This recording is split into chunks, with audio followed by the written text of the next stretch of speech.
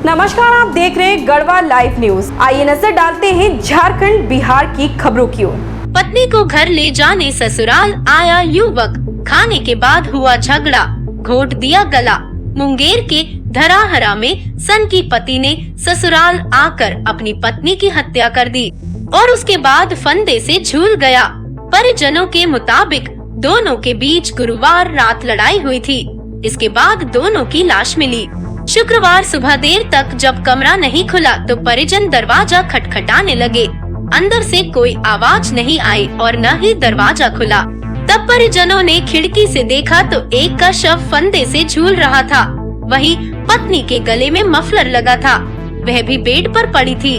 इसके बाद दरवाजा तोड़कर परिजन घर में घुसे। अंदर गए तब तक दोनों की मौत हो चुकी थी।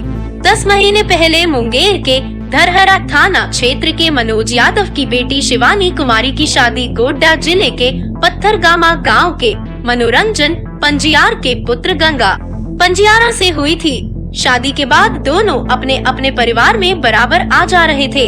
गुरुवार शाम गोड्डा से गंगा अपने ससुराल आया था। शिवानी की मां निर्मला देवी ने बताया, मेरे पति मनोज यादव और मेरा बड़ा बेटा दिल्ली में काम करता है। घर में मेरे अलावा मेरा छोटा बेटा और बेटी शिवानी ही थी।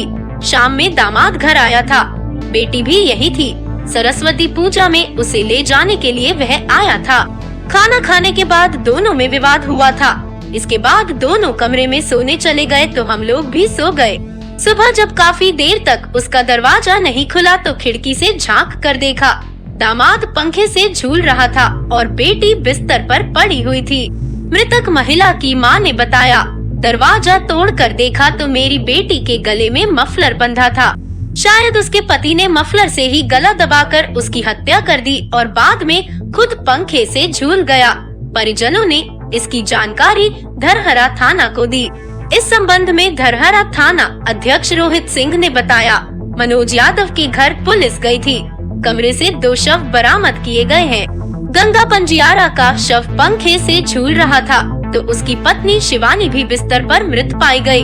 गंगा पंजियारा के परिजनों को भी सूचना दे दी गई है। अभी तक आवेदन नहीं आया है। कुछ और इसी तरह की खबरों से खुद को अपडेट रखने के लिए तुरंत सब्सक्राइब करें गढ़वा लाइव न्यूज, खबरें झारखंड बिहार की। धन्यवाद।